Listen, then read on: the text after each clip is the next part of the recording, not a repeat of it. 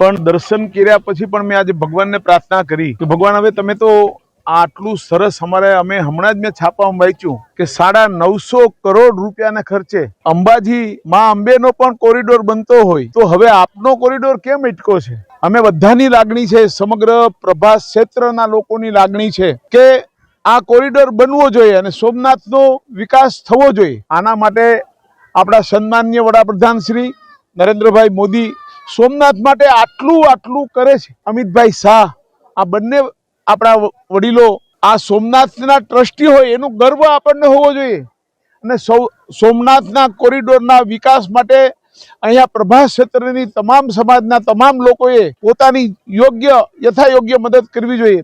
પણ થોડા લોકોને અસરગ્રસ્ત એમ કહેવાય છે કે એમને થોડી અસરગ્રસ્ત લોકો છે, તો મારે આપને કેવું છે કે આટલું વળતર ગુજરાતમાં કોઈ પણ જગ્યાએ જો આપવામાં આવ્યું હોય તો સૌથી વધુમાં વધુ મિલકતોનું વળતર અહીંયા સોમનાથમાં આપવામાં આવ્યું છે। છતાં પણ લોકોને સંતોષ તો સોનું ને બદલે સોનું આપો તો પણ ના થતો હોય, પણ અમે બધા આ પ્રભાસ ક્ષેત્રના લોકોની હવે પણ ધીરજનો અંત આવી રહ્યો છે। હું તો અહીંયા બધા જ ને કહું છું, તમામ પદાધિકારીઓને કે હવે મૌન રહી અને તમે લોકોના દિલની વાતને દબાવવાનો પ્રયત્ન ના કરો। તમામ પદાધિકારીઓને હું વિનંતી કરું છું કે આપ બધા પણ મેદાનમાં આવો અને સોમનાથના કોરિડોરના વિકાસમાં આપણો પણ સહયોગ આપો। મૌન રહેવાથી પણ નુકસાન થાય છે, સાચી વાત કહેતા ડરો નહીં।